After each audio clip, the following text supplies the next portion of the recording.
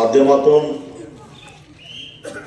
हातकणंगले विधानसभा मतदारसंघामध्ये निवडणूक लढवत असणारे स्वाभिमानी पक्षाचे अधिकृत उमेदवार डॉक्टर सुजित मिंचेकर यांच्यासाठी होत असणाऱ्या या प्रचार सभेचे अध्यक्ष पंचगंगा सहकारी साखर कारखान्याचे माजी चेअरमन खोळ साहेब, या ठिकाणी मंचावर उपस्थित असणारे प्रहार जनशक्ती पक्षाचे नेते पाटील साहेब, त्याचबरोबर या ठिकाणी उपस्थित असणारे हातकणंगले पंचायत समितीचे माजी उपसभापती अरुण मगदुम, मंचावर उपस्थित असणारे आताच आलेले हिरण्याचे आमचे स्वाभिमानीचे सर्व नेते मंडळी, मुंडे सर, राजगोड पाटील, मुनीर जमादार, त्याचबरोबर या ठिकाणी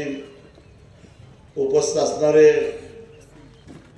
बलवान साहेब, कुमार जगोजे, रावसाहेब आबदार, स्वाभिमानी ऊस वाहतूकदार संघटनेचे प्रमुख, सर्वच मान्यवर, उपस्थित पत्रकार मित्र आणि जमलेल्या माझ्या सर्व बंधू भगिनींनो, डॉक्टर सुजित मिंचेकर यांच्या माध्यमातून हातकणंगले विधानसभा मतदारसंघामध्ये परिवर्तन महाशक्तीने एक तगडा उमेदवार दिलेला आहे आणि हा उमेदवार आपण विधानसभेला का पाठवायचं हे सांगण्यासाठी म्हणून मी उभा राहिलेला आहे. डॉक्टर बाबासाहेब आंबेडकरांनी या देशाला एक आदर्श असं संविधान दिलेलं आहे आणि त्या संविधानानुसार विधानसभेच्या निवडणुकीमध्ये आपण मत देऊन जो उमेदवार निवडतो त्या उमेदवारांना आमदार झाल्यानंतर राज्याची धोरणं ठरवत असताना तळागाळातला जो सामान्य माणूस आहे, शेवटच्या रांगेमध्ये राहिलेला जो माणूस आहे, त्याला डोळ्यासमोर ठेवून राज्याची धोरणं राबवण्यासाठी सरकारवर दबाव आणायचा असतो. सरकारकडून तशा त्याची कारवाई व्हावी म्हणून पाठपुरावा करायचा असतो. हे खरं काम आमदाराचं असतं. आमचे जे काही प्रश्न आहेत, आमच्या ज्या वेदना आहेत, आमची जी दुःख आहेत, ती विधानसभेच्या वेशीवर टाकून त्यातून उत्तर शोधायचं असतं. हे काम खरं तर आमदाराचं असतं.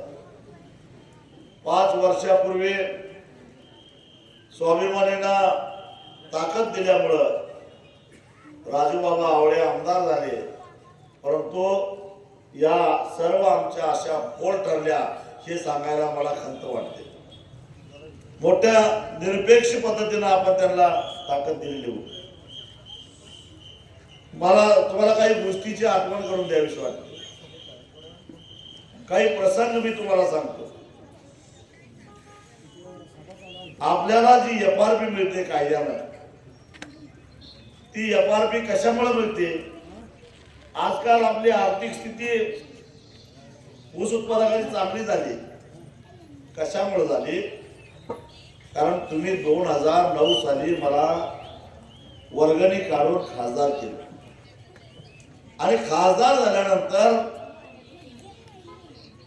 2011 साली जो कायदा झाला FRPचा, तो कायदा करण्यासाठी 2 वर्षे पाठपुरावा केल्यानंतर मला यश आलं आणि 2011 साली हा FRPचा कायदा झाला. तो सहजासहजी झाला नाही. त्यासाठी मी एकटा असून सुद्धा छोट्या पक्षांना, प्रादेशिक पक्षांना बरोबर घेऊन संसदेचं कामकाज 6 दिवस रोखून धरलेलं होतं, बंद पाडलेलं होतं. त्यावेळचे जे पंतप्रधान होते त्यांनी यामध्ये दंगा करणाऱ्या सगळ्या खासदारांची एक मीटिंग घेतली. विचारला मला, का बाबांनो, का तुम्ही बंद पाडला? त्यांना सांगितलं की ऊस उत्पादक शेतकरी हा संपूर्ण देशामध्ये आहे आणि त्याला शाश्वत असा हमीभाव मिळाला पाहिजे आणि अशा कायद्याची गरज आहे. आणि तो कायदा करण्याची तयारी त्यांनी दाखवली आणि त्या पद्धतीनं लोकसभेमध्ये तो प्रस्ताव आला. त्याच्यामध्ये काही दुरुस्त्या होत्या, त्या दुरुस्त्या आम्ही करून घेतल्या आणि मग आत्ताचा हा कायदा अस्तित्वात आला. त्यातला महत्वाचा मुद्दा काय, सरकार 24 पिकांना हमीभाव जाहीर करतं, पण ऊस हे एकमेव पीक असं आहे की त्याचा हमीभाव जर दिला गेला नाही. मगाचे आमचे सहकारी जे म्हणत होते त्याला अनुसरून सांगतो, ऊसाला दिला जाणारा जर हमीभाव दिला गेला नाही तर साखर कारखान्याची मालमत्ता जप्त करून लिलावात करून त्यातून पैसे द्यायची तरतूद आहे. असं संरक्षण सोयाबीनला आहे का? कारण या वर्षी सोयाबीनचा हमीभाव 4,892 आहे आणि शेतकरी विकायला लागले 4,000 रुपयाला. कारण तशा प्रकारचा संरक्षण देणारा कायदा लोकसभेमध्ये अजून मंजूर झालेला नाही. तो भाजीपाल्याला नाही, तो सोयाबीनला नाही, तो तुरीला नाही, हरभऱ्याला नाही, कुठल्याच पिकाला नाही, तो फक्त ऊसाला आहे. याचं कारण तुम्ही मत देऊन निवडून आणलेला माझ्यासारखा माणूस लोकसभेमध्ये होता म्हणून केवळ ऊसासाठी तो कायदा झाला. याला नंतर मत दिल्यानंतर उपयोग करून घेणार. त्यानंतर त्याच कायद्याची मोडतोड 2022 साली महाराष्ट्राच्या विधिमंडळामध्ये झाली. विना कपात एक रकमी असणारा आपला FRP त्याचे 3 तुकडे करायचा निर्णय झाला साखर कारखानदारांच्या दबावापोटी. आणि हा निर्णय होत असताना तुम्ही मी मत देऊन निवडून दिलेले राजू बाबा आवळे तोंडाला कुलूप लावून सभागृहामध्ये गप्प बसलेले होते आणि म्हणून आज आम्ही त्यांच्या बरोबर नाही हे लक्षात ठेवा. राजू आवाज काय एकही आमदार आमच्या बाजूला बोलला नाही, सत्तेतलाही विरोधातलाही नाही. आज आम्ही मनगटाच्या बळावर साखर कारखानदारांना भीती घालून नाहीतर कारखाने बंद पडो असे सांगून एक रकमी FRP घेतो म्हणून फक्त कोल्हापूर आणि सांगली जिल्ह्यामध्येच एक रकमी FRP मिळते. बाकी इतर राज्यामध्ये जिथं शेतकऱ्यांची ताकद कमी पडते तिथं तुकड्याला पैसे दिले जातात. ही वस्तुस्थिती आहे. जसं FRPची मोडतोड होत असताना राजू बाबांनी तोंड मिटून गप्प बसणं पसंत केलं. कारण बंटी पाटलांचा त्यांच्यावर कदाचित दबाव असेल. बंटी पाटील कारखानदार, त्यांच्या विरोधात बोलणार कसं? दुसरा एक कायदा असा झाला आणि सांगायला अभिमान वाटतो, तो कायदा सुद्धा मी खासदार असताना 2013 साली संसदेमध्ये झालेला होता. त्या कायद्याचं नाव आहे भूमी अधिग्रहण कायदा. रात्री 1:05 तो कायदा आम्ही मंजूर करून घेतला होता. पण तो कायदा व्हावा म्हणून मेधा पाटकर पासून ते देशातल्या सगळ्या शेतकरी नेत्यांना बरोबर घेऊन आम्ही जंतर मंतरला एक मोठं आंदोलन केलेलं होतं. त्या आंदोलनानंतर सोनिया गांधीने आम्हाला आश्वासन दिलं की तुम्हाला पाहिजे तसा कायदा करून देतो. आणि त्यानंतर हा 2013चा कायदा झाला की ज्या कायद्यानुसार विकास कामाच्या नावाखाली जर का शेतकऱ्यांची जमीन घेतली गेली तर शेतकऱ्याची संमती असेल तरच घेता येईल. ती घेत असता 90% शेतकऱ्यांनी संमती दिली तरच जमीन घेता येईल. शिवाय शेतकऱ्याला दिला जाणारा जमिनीचा मोबदला हा बाजार भावाच्या 5 पट असेल अशा प्रकारचा तो कायदा होता. त्या कायद्यामुळं मुंबई नागपूर समृद्धी महामार्गाला ज्यांच्या जमिनी गेल्या त्यांचं उखाळ पांढरा झाला, भरपूर पैसे मिळाले. ते काही या लोकांना बघवलं नाही. 2022 साली त्याच्यामध्ये सुद्धा दुरुस्ती आणली आणि त्या दुरुस्तीमुळं बाजार भावाच्या केवळ दुप्पटच पैसे आता तुमच्या रस्त्याला मिळणार आणि तुम्ही नाही म्हणू शकत नाही म्हटला तर 1956च्या कायद्याप्रमाणे पोलीस बंदोबस्तामध्ये तुमची जमीन काढून घेतली जाणार. हे संकट तुमच्या दारात आले. कारण शक्तीपीठ महामार्ग 1 किलोमीटर काय तर 2 किलोमीटरवर इथनं रुईच्या जवळनं जाणार आहे. म्हणजे ज्या शेतकऱ्याला समृद्धी महामार्गातून 100 रुपये मिळाले त्याच शेतकऱ्यांना शक्तीपीठाला केवळ 40 रुपये मिळणार. दुप्पट आणि 5 पट फरक घ्या. आणि तुम्ही जर नाही म्हटला तर पोलीस बंदोबस्तामध्ये तुमची जमीन काढून घेतली जाणार. तुम्हाला कुठल्याही न्यायालयामध्ये दाद मागता येणार नाही अशी दुरुस्ती महाराष्ट्राच्या विधानसभेने केली. आणि ती दुरुस्ती होत असताना राजू बाबा आवळे हे तोंड मिटवून गप्प होते. त्यांनी कधी त्याला विरोध केलेला नाही. म्हणून या मतदारसंघातले शेतकरी त्यांना मत द्यायला तयार नाही. ही वस्तुस्थिती लक्षात घ्या. राजू बाबाच काय, दुसऱ्या एक जो उमेदवार महायुतीचा उभा राहिलेला आहे त्यांचा नेता सुद्धा महाराष्ट्राच्या विधानसभेमध्ये आमदार होता. त्यानंही विरोध केलेला नाही. त्यामुळं या दोघांनाही शेतकऱ्याकडे मत मागायचा अधिकार नाही. एफआरपीच्या दुरुस्तीलाही विनय कोरेंनी विरोध केला नाही आणि भूमी अधिग्रहणाच्या कायद्यातल्या दुरुस्तीलाही विनय कोरेंनी विरोध केला नाही. त्यामुळं अशोकराव माने बापूंना मत मागायचा अधिकार विनय कोरेंनाही नाही आणि बंटी पाटलांनाही नाही. लक्षात ठेवा, बंटी पाटलांनाही कधी विरोध केलेला नाही. आणि हे दोघं आता प्रचार प्रमुख म्हणून आता या दोघांना मत मागायला लागलेले आहेत. द्यायचं काय हा प्रश्न. बर, हे रस्ते कशासाठी? रस्त्याच्या जमिनी जाणाऱ्या जमिनीला शेतकऱ्यांच्या जमिनी गेल्या म्हणून विकास होणारा क्षेत्र. आमचा विकासाला विरोध नाही, जरूर विकास करा, पण शेतकऱ्याची थडगी बांधून त्याच्यावर विकास करू नका. विकासाचे मंडोळे बांधू नका. त्यात शेतकऱ्याचा हिस्सा ठेवा. साधी गोष्ट आहे. जर सरकारकडे भांडवल नाही म्हणून सरकार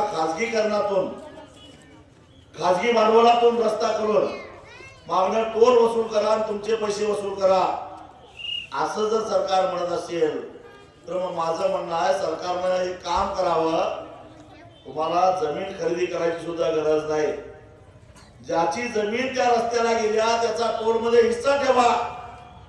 आम्हाला काय, ऊसाची शेती केली काय, गव्हाची शेती केली काय, रस्त्याची शेती केली काय, आमच्या आबा आज्यापासून ही जमीन आमच्याकडे चालत आलेली आहे.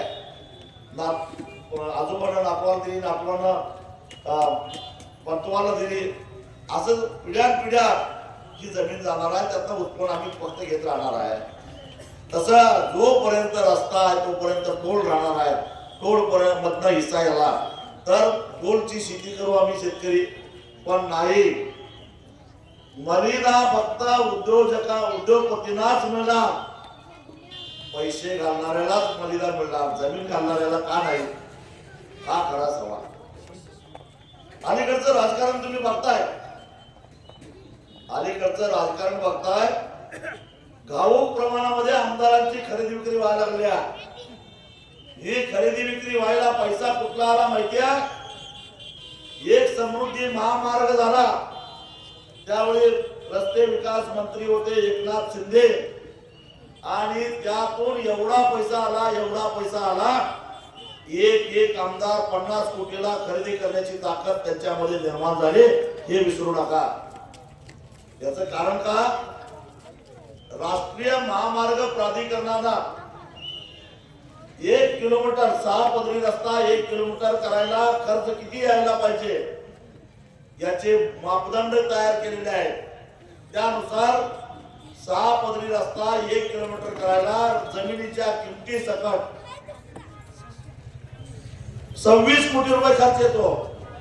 पण आमच्या शिंदे साहेबांनी 1 किलोमीटर समृद्धी हायवे बांधायला 107 कोटी रुपये खर्च केलेला आहे.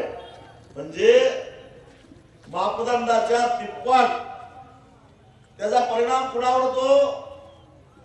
तुम्ही म्हणाल आपला काय संबंध आहे? आपला संबंध आहे, कधी ना कधी आम्ही रस्त्यावरून जातो, जाताना मला टोल द्यावा लागतो. टोल का द्यावा लागतो? गुंतवणूक केलेल्या रकमेच्या वर टोल द्यावा लागतो. मला सांगा की आज हे जो 100 रुपये टोल वसूल करत असतील, यांनी जर इमानदारीने रस्ता बांधला असता तर आपल्याला केवळ 25 रुपये टोल द्यावा लागला असता. कारण खर्चाच्या तिप्पट यांनी त्याची किंमत वाढवली. त्याचा किती झाला? 75 रुपये जर टोल असेल तर आता 25 रुपये द्यावा लागला असता. त्यांनी काय केलं? वरचे ज्यादा 50 रुपये म्हणजे 2/3 रक्कम वाढवून घेतली. ते रस्त्यावर प्रवास करणाऱ्यांच्या खिशावर त्याचा बोजा पडला आणि त्याच पैशातून याने आमदारांची खरेदी केली. शक्तीपीठ महामार्ग त्याच्या पुढे आहे. 800-850 किलोमीटर साधारणपणे हा रस्ता होणार आहे. त्याला 986 कोटी रुपये खर्च येणार आहे आणि या शक्तीपीठाचा 1 किलोमीटरचा खर्च आहे 107 कोटी, म्हणजे चौपट. म्हणजे आमदाराचा दर 75 कोटी व्हायला काय हरकत नाही. मग यासाठी आपण हे जमिनी द्यायच्या का? यासाठी यांना मत द्यायची का?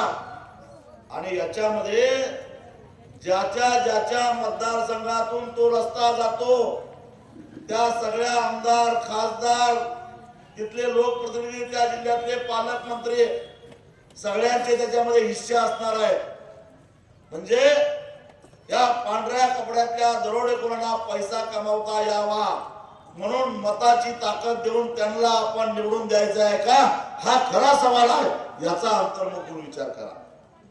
म्हणून या लोकांना मत द्यायचं का? चळवळीची पार्श्वभूमी घेऊन बिल्ला लावून प्रत्येक जनसामान्यांच्या प्रश्नावर आक्रमकपणे रस्त्यावर उतरून लढणाऱ्या माणसाला मत द्यायचं हे आता तुम्ही ठरवायचं आहे. कुठल्या यांच्याकडे एवढे पैसे काय? रोजगार हमीच्या कामावर जातात. मताचा दर हजार रुपये काढायला लागलेले आहेत विधानसभेला. हा पैसा सगळा हरामाचा आहे. तुम्ही म्हणाल या लागल्यात, तुम्ही का आडवं या लागलाय? आम्ही आडवं येत नाही, पण गड्यावर त्या पैशाशी इमान राखू नका हा सल्ला द्यायला मी आलो. घ्या पैसे, माझं काही म्हणणं नाही. त्या पैशाशी इमान राखायला जाऊ नका. तुम्हाला इमान राखायचं असेल तर हे बिल्ला लावणारे जे कार्यकर्ते आहेत त्यांनी डोकी फोडून घेतलेली आहेत उसाच्या दरासाठी. पोलिसांचा मार खाल्लेला आहे. हे 100 रुपये गेल्या आठवड्यात तुमच्या खात्यावर जमा झाले, सहजासहजी झालेले नाहीत. इथं नरंदेच्या खिंडीमध्ये मुख्यमंत्र्यांची गाडी अडवलेली होती आणि ती गाडी अडवणाऱ्या कार्यकर्त्यांना पोलिसांनी कपडे काढून पट्ट्यानं मारलेला आहे. पट्ट्यानं अंगावरचे वळ फुटलेले फोटो माझ्याकडे दाखवतो तुम्हाला. त्यावेळी त्यांना झालेल्या वेदना विसरू नका. म्हणून तुम्हाला 100 रुपये मिळालेले आहेत. कारण आम्ही सांगितलं आता मुख्यमंत्र्याला अडवलं, उद्या अमित शहाला अडवणार म्हटल्यानंतर 800 लोकांना ताब्यात घेऊन सुद्धा गुप्तचर विभागाचा अहवाल गेला की राडा होणारच आणि गृहमंत्री खवळणार, आपल्यावर आता काहीतरी येणार बालाट म्हटल्यानंतर मग शिंदे साहेबांनी आदेश दिला की 100 रुपये तातडीनं द्यावे. म्हणून हे पैसे जमा झालेले आहेत. ते पैसे तुमच्या खात्यावर थेट जमा झाले. त्याची टक्केवारी बिर्लावाल्यांनी मागितली नाही का? मागितली. 100 रुपये तुमचं आल्यात, 100 टनाचं 10,000 आल्यात, त्यातलं किमान 500 तरी आम्हाला द्या म्हटलं. म्हटलेला नाही. ते तुमच्या अकाउंटला थेट आलेले आहेत. किती आलेत माहितीये? जवाहर कारखान्याचा 19 लाख टन गाळप झाला होता, 19 कोटी रुपये आले. पंचगंगा कारखान्याचं मला वाटतं 13 लाख काहीतरी, किती 13 लाख गाळप झाला होता, 13 कोटी आला. गुरुदत्तचं 14 लाख गाळप झाला होता, 14 कोटी आला. शरदचं 7 कोटी गाळप झाला होता, तर 7 लाख झालं होतं, 7 कोटी आलं. दत्तचं 12 लाख टन गाळप झालं होतं, 12 कोटी आलं. असं सगळं मिळून हे पैसे तुमच्या खात्यावर आले. एवढंच नाही तर या 4 कारखान्यांनी शरद, जवाहर, दत्त, गुरुदत्त पंचगद्यात नव्हता, या चौघांनी एकत्रित येऊन गेल्या वर्षी तुम्हाला 2900 रुपयाच्या वर 1 रुपया सुद्धा द्यायचं नाही असं ठरवलेलं होतं. आंदोलन करावं लागलं. मग कुठं 3100 रुपये झाला, म्हणजे टनाला 200 रुपये. 100 टना पाठीमागा 20,000 रुपये तुमच्या घरात विनासायास आले. ते राहिलं बाजूला. आमच्यातलीच काही बिनी म्हणतात कारखाना उशिरा चालू झाल्यामुळे आमचं जरा नुकसानच झालं म्हणतात का नाही. अरे जरा तरी काहीतरी वाटलं पाहिजे असं म्हणायला. मग गेल्या वर्षी आंदोलन कधी मागे घेतलं? एक लक्षात घ्या, आमच्यामुळे कारखाना उशिरा सुरू झाला नव्हता. 7 नोव्हेंबरला ऊस परिषद झाली जयसिंगपूरला, त्यावेळी जिल्ह्यात एकही कारखाना चालू नव्हता. 9 नोव्हेंबरला दिवाळी होती, 14 नोव्हेंबरला दिवाळी संपली. पण दिवाळीतच तीन मोठे पाऊस पडले, त्यामुळे शेतात जाता येत नव्हतं. 16-17 तारखेपर्यंत आम्ही आंदोलन केलं नसतं तरी सुद्धा ऊसच तुटू शकत नव्हता. जवाहरचं आंदोलन झालं ते 17 तारखेनंतर, गुरुदत्तचं आंदोलन झालं ते 17 तारखेनंतर, आणि मग 23 तारखेला हायवेला रस्ता रोको झाला 10 तासाचा. आणि मग मुख्यमंत्र्यांनी हस्तक्षेप केल्यानंतर, मध्यस्थी केल्यानंतर आंदोलन मागे घेतलं गेलं आणि हे 200 रुपये तुम्हाला वाढून मिळाले. गेल्या वर्षी तुटलेल्या ऊसाचे 200 रुपये आणि त्याच्या आधीच्या वर्षाचे 100 रुपये, असं 300 रुपये तुम्हाला मिळाले. या 2 तालुक्यामध्ये मिळून 50 लाख टन ऊस आहे. 50 लाख टन गुणिले 300 जर केलं तर 150 कोटी रुपये केवळ 8 दिवसाच्या आंदोलनामुळे तुमच्या खात्यावर जमा झाले. आणि तुम्ही काय म्हणताय, आमचा ऊस जरा उशिरा तुटला. जरा तरी जरा मनाची जनाची काय वाटायला पाहिजे तुम्हाला. आता मी तुम्हाला एक प्रश्न विचारतोय, सध्या तरी आमचं आंदोलन चालू नाही, अजून कारखाने चालू नाहीत. 23 तारखेला निकाल आहे, तोपर्यंत कारखाने चालू होत नाहीत. मग आता उशीर होत नाही. आता कोणाला जबाबदार धरायचं? आता उशीर होतोय का नाही? आता काय बोलत नाही? मग जे गेल्या वर्षी आमच्या नावानं बोलत होते ते कुठं आहेत आता? कारखाना चालू व्हायला उशिरा होतोय म्हणणारे कुठे गेले? आता उशीर होतोय का नाही? पण तुम्हाला गेल्या वर्षी 5-6 दिवस आंदोलन करून 150 कोटी मिळवून दिले. इमान राखायचं असेल तर त्या पैशाशी इमान राखा, एवढंच माझं तुम्हाला सांगणं आहे. ही माकडं तुम्हाला किती देणार आहे? निवडणुकीत किती खर्च करणार आहे? त्याच्यापेक्षा या तुमच्या हक्काच्या पैशाशी इमान राखा. गेली 20 वर्ष असं पैसे तुमच्या खात्यावर जमा व्हायला लागलेले आहेत. तुम्हाला काय झालंय? तुम्हाला आता तुम्ही निगरगट्ट झालाय. तुम्हाला वाटतंय राजू शेट्टीला मत नाही दिलं तरी चालतंय, त्याला निवडणुकीत पाडलं तरी चालतंय. पण आता तुम्हाला इशारा देऊन सांगतो, 20 तारखेला तुम्ही मतदान कसं करणार आहे ते 23 तारखेला आम्हाला कळणार आहेच. त्याच्यानंतर मग मी ठरवणार आहे 3700 किती ठाम राहायचं ते, गेल्या वर्षी तुटलेल्या ऊसावर 200 रुपयाला किती ठाम राहायचं ते. नाहीतर तुम्ही आणि तुमचं नशीब हेही तुम्हाला मी सांगतो. काही बेनी कशी आहेत, इकडं म्हणायचं आंदोलन झालं पाहिजे, तिकडं ऊस घालवायचा, अर्धा एकरवाला रस्त्यात आणि 20 एकरवाला हे आता चालणार नाही. आम्ही जर गप्प बसलो, महापुरात एवढं नुकसान झालं, मी मुद्दामच काही केलं नाही का, तर ज्याला सगळ्यात जास्त फायदा करून दिला तोच माझी माप करायला लागला. ज्याला काय कळतंय का नाही हे कळतच नाही. असंच झालं तसंच झालं. आता म्हटलं बस, पुरात तुझं बुडून गेलं. मी काहीच बोलत नाही बाबा, कारण मी भोळा माणूस आहे, मला काय कळत नाही. ठीक आहे, जरा एक वर्ष बस पाळी घेऊया, बस पाळी घेऊया म्हटलं, काय होतंय बघूया तरी एकदा. मग आम्ही गप्प बसल्यावर महापुराचा विषय कुणीच घेतला नाही. पूर आला कधी, गेला कधी, आता बुडलेला ऊस तोडायचा का नाही हे सुद्धा कारखाने बोलत नाहीत. परवडेल काय? एक लक्षात ठेवा, ही जर चळवळ संपली, या चळवळीची ताकद जर कमी झाली, कुत्र सुद्धा तुमचं हाल करणार नाही, हा इशारा तुम्हाला देऊन ठेवतो. आम्ही काय खोळा आहे, आम्हाला काय देवाळ सोडले वय? तुम्ही जर अशा पद्धतीनं वागायला लागला तर हे असं झाल्याशिवाय राहणार नाही. पण त्याच्या पुढे जाऊन सांगतो, तुम्ही जर का डॉक्टर मिंचेकरांना भरभरून मतं देऊन निवडून दिला तर मी आज तुम्हाला शब्द देतो, 23 तारखेनंतर होणाऱ्या आंदोलनाला हात धरून मिंचेकरांना आंदोलनात रस्त्यावर उतरायची तयारी माझं.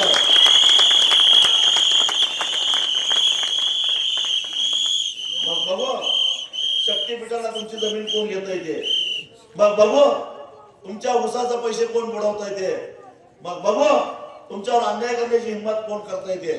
पण त्यासाठी तुम्हाला काय करावं लागेल, पैसा कोणाचाही घ्या, मत मात्र शिट्टीला द्या, हा निर्णय घ्यावा लागेल, तरच ते होणार आहे, नाहीतर होणार नाही. काही जण म्हणतात राजू शेट्टी नुसता शेतकऱ्यांच्यासाठीच बोलतोय, आमच्यासाठी यानं काय केलं आहे तुमच्या माहितीसाठी सांगतो. आमच्या ऊस वाहतूक संघटनेचे नेते तुमच्या गावातलेच आहेत, रावसाहेब अब्दार, त्यांना विचारा. या वाहतूकदारांचे पैसे मुकादमाने बुडवले.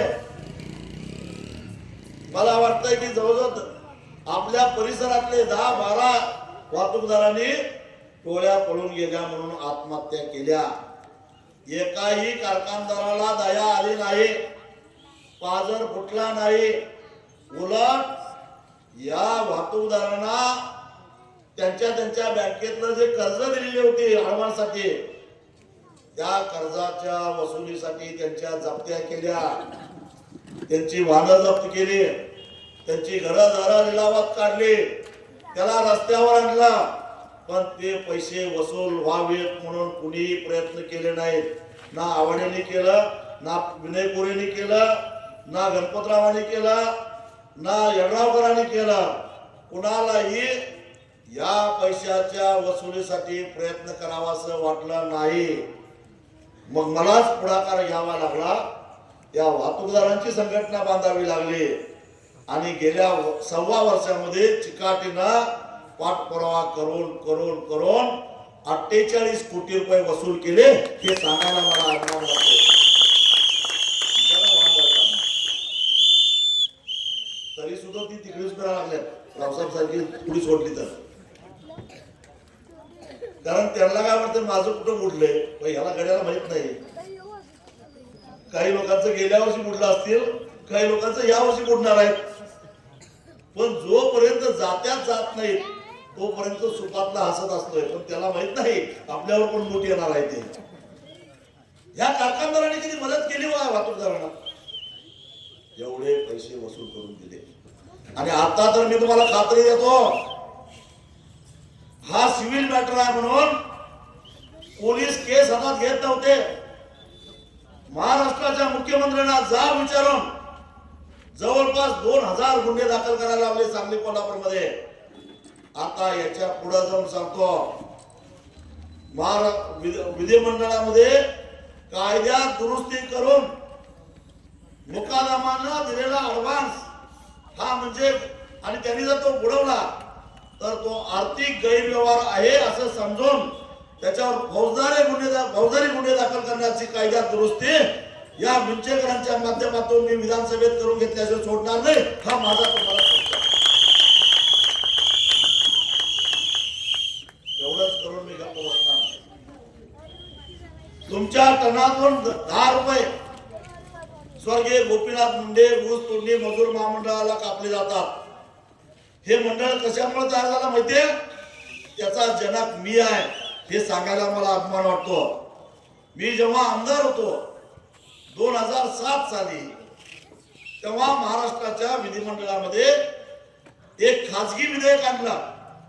जसं बांधकाम कामगार मंडळ आहे मला वाटतं की या गावातल्या अनेक लोकांना त्याच्या सोयी सुविधा मिळवून दिलेल्या आहेत आम्ही. जसं बांधकाम कामगार मंडळ आहे, जसं माताडी कल्याण मंडळ आहे, त्याच धर्तीवर महाराष्ट्रामध्ये असणाऱ्या 9 लाख ऊस तोडणी मजुरांचं कल्याण मंडळ स्थापन झालं पाहिजे अशा अर्थाचं एक खासगी विधेयक मी विधानसभेमध्ये मांडलेलं होतं. मी त्यावेळी आमदार होतो.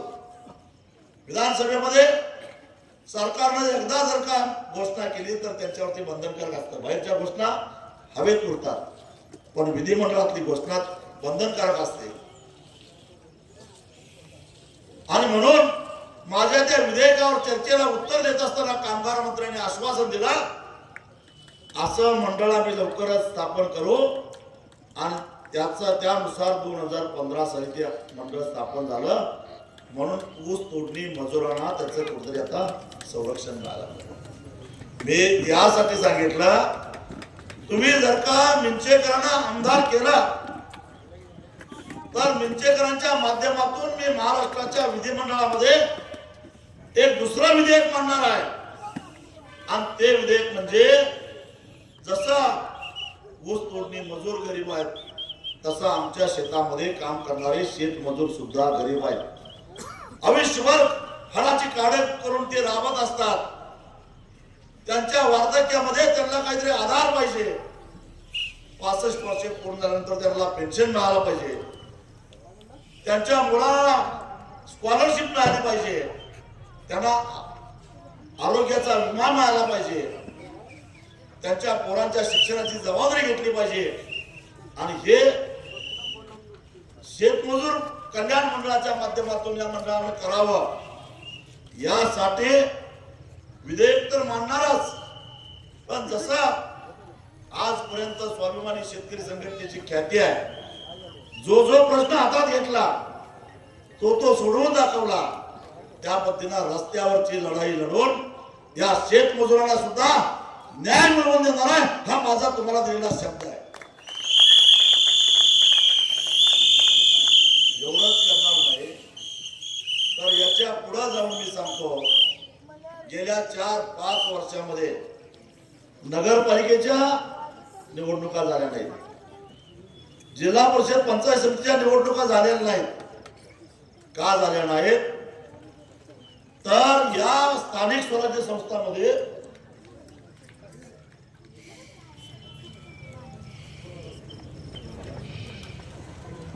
निवडून जाणारे ओबीसी प्रवर्गातले जे लोक आहेत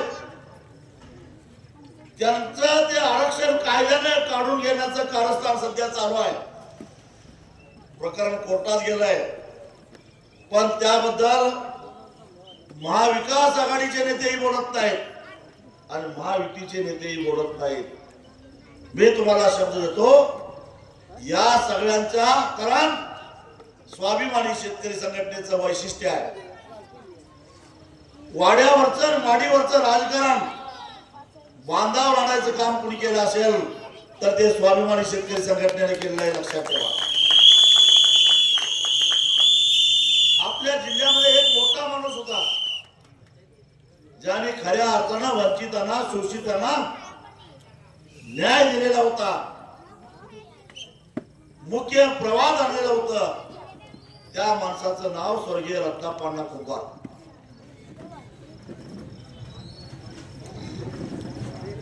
रत्नाप्पा कुंभार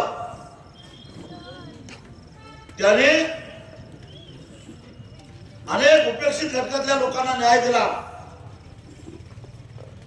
उदाहरण सांगतो, आमच्या दत्तवाडचे बंडा माने कोळी समाजातून यायचे, पण एका कोळ्याच्या माणसाला त्यांनी जनरल मध्ये जिल्हा परिषदला उभा करून जिल्हा परिषद सदस्य केलेला होता. या लोकांना एकदा संधी द्यावी लागते आणि त्यानंतर स्वतःच्या नेतृत्वाची चमक दाखवून पुढे येण्याचा वाव असतो. बंडा मानेंना परत कधीच आरक्षणाची कुबडी घ्यावी लागली नाही. स्वतःच्या हिमतीवर जवळजवळ 20-25 वर्षे ते जिल्हा परिषदेमध्ये राहिले, जिल्हा परिषदेचे उपाध्यक्ष झाले.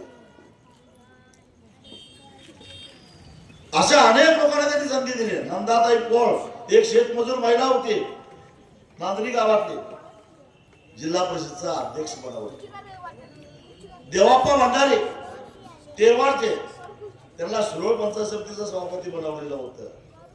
कारण रत्नापांना द्रष्टे होते. पण असे द्रष्टे नेतृत्व आता राहिलेलं नाही. आता एखादा उमेदवार पक्षाकडं नेत्याकडं उमेदवारी मागायला गेला तर त्याला त्याची जात विचारली जाते. तुझ्या जातीचे मतं किती आहेत ते विचारलं जातं, तुझ्याकडे पैसे किती आहेत ते विचारलं जातं, आणि मग संधी द्यायचं का नाही ठरवलं जातं. जर स्थानिक स्वराज्य संस्थेमधलं म्हणजे ग्रामपंचायत, पंचायत समिती, जिल्हा परिषद, नगरपालिका याच्यामध्ये 12 बलुतेदारांना 30% राजकीय आरक्षण आहे. आणि ते आरक्षण जर का या लोकांनी घालवलं तर लिहून ठेवा, भविष्यामध्ये तुम्हाला कोळी, साळी, माळी, धनगर, सुतार, लवार, परीट, गोंधळी, कोरवी, गुरव अशी माणसं जी आहेत ज्यांची घरं गावात 1, 2, 3 एवढीच आहेत, ते लोक कधीच निवडून येणार नाहीत.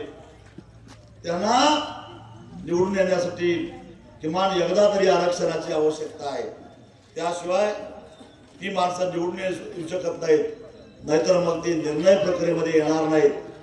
मी मिंचेकरांच्या वतीनं तुम्हाला शब्द देतो, या लोकांच्या आरक्षणासाठी भविष्यामध्ये विधानसभा डोक्यावर घेण्याची जबाबदारी मिंचेकरांच्यावर टाकणार आणि रस्त्यावरची लढाई लढायची जबाबदारी मी घेणार आहे.